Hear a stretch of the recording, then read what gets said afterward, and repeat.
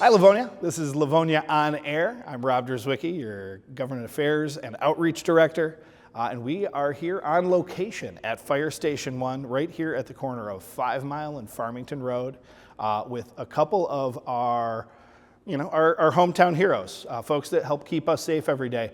We're going to continue on talking about safety in the home and outside of the home.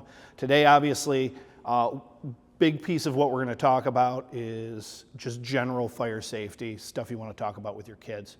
But I've got a couple of guests with me. I've got firefighter Dana Tim with us. She's our community relations person for the fire department. And I've got Lieutenant Firstnow here to talk about our smoke detector and CO program.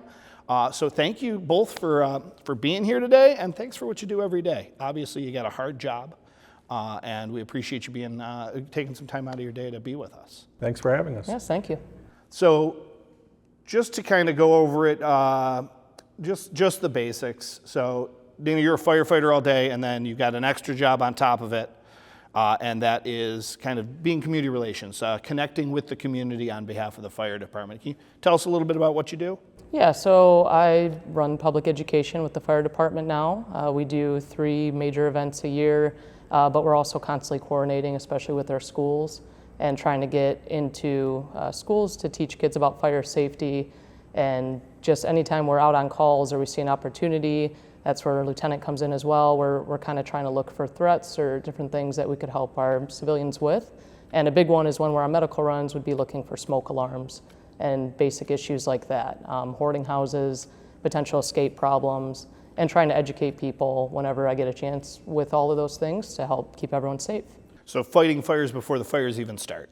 Best offense is defense. Absolutely, right? absolutely. So you guys have a pretty cool event, especially for the kids, although I know the grown-ups like to play with the toys too and have some fun. So tell us, we got a fire prevention open house coming up? Yeah, so this year we're doing a little bit earlier. It's usually in October for Fire Prevention Week, but we're moving it up, hoping to get some nicer weather.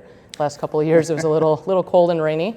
So it's going to be September 27th, 10 a.m. to 2 p.m. at Station 3, which is up by Wayne and 7 Mile by Centennial Park. We have a lot of things there. We do have a new station. We did kind of preview it at our Passport event this summer. So we have a large inflatable fire safety house. So that gives us some safe water smoke to kind of give the illusion and get kids a little bit used to the fact that smoke rises.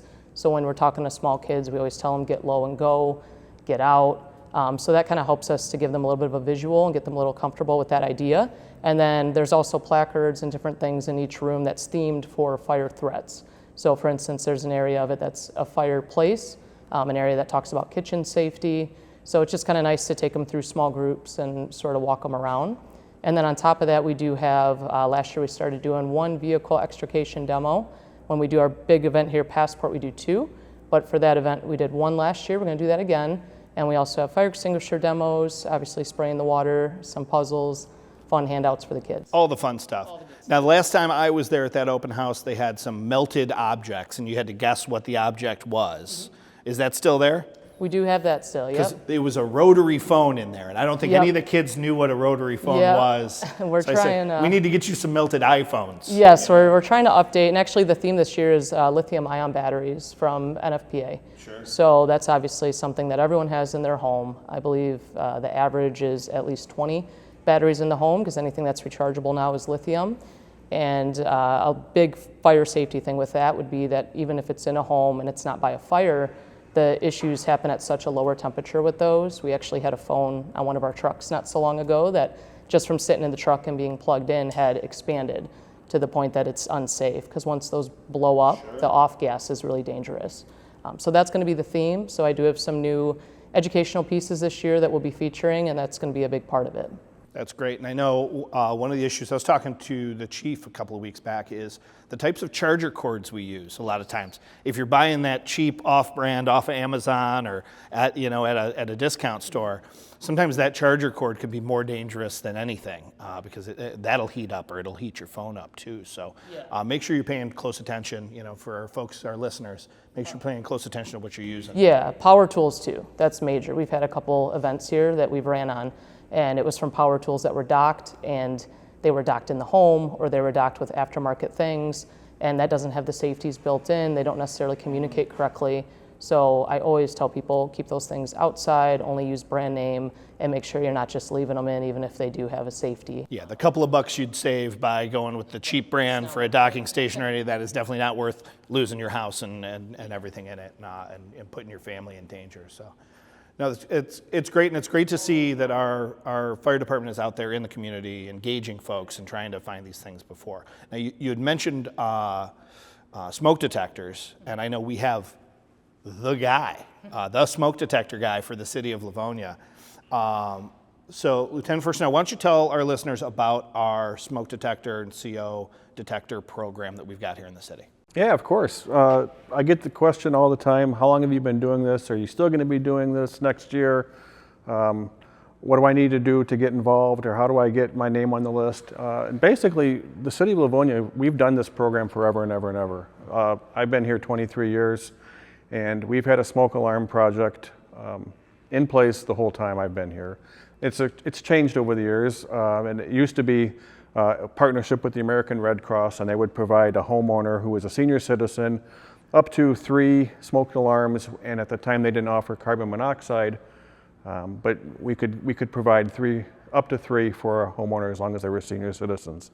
And it was a nice program, and it reached a lot of folks, and it did a lot of good, but it wasn't enough. And I took over the project, I want to say in 2021, 2022, and I got involved with the state of Michigan.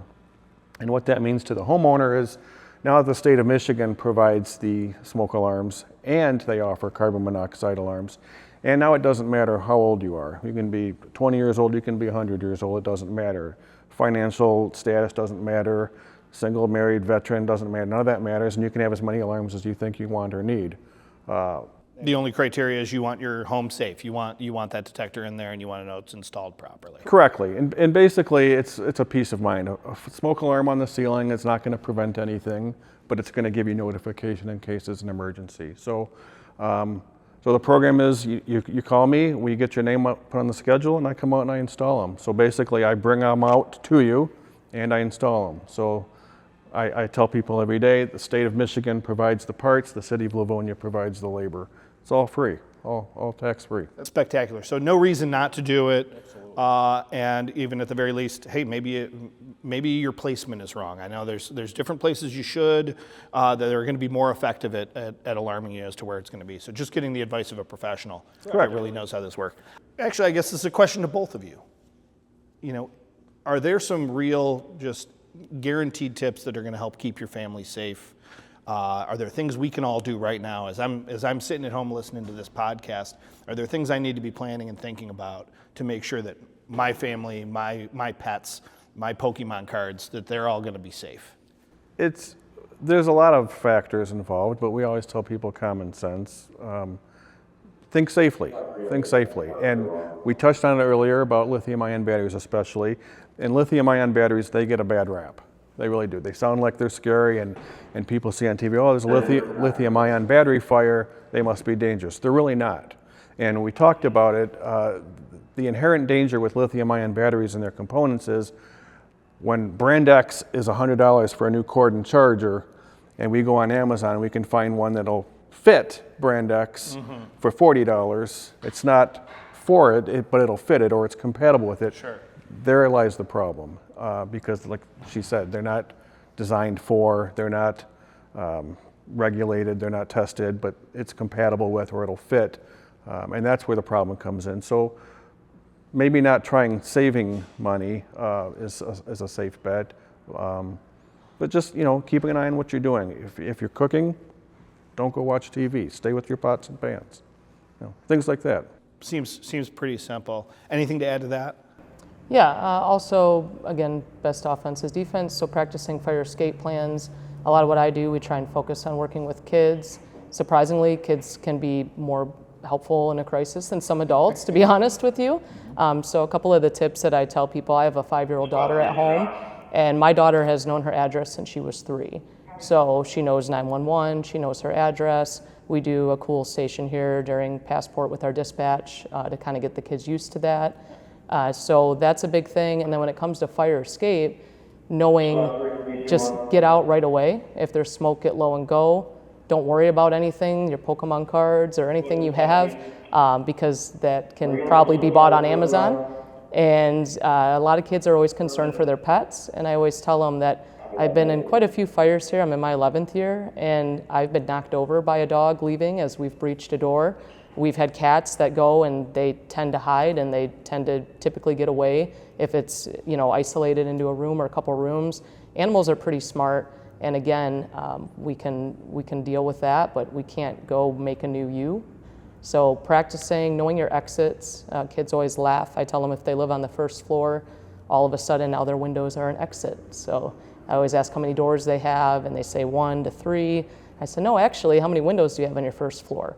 Because in an emergency, if they're old enough, obviously, and they understand that, they can use that. So getting out, having a meeting place, knowing to call 911 when it's safe, when they're at that meeting place away from the threat, and they can find an adult or a safe person that can help them out with that.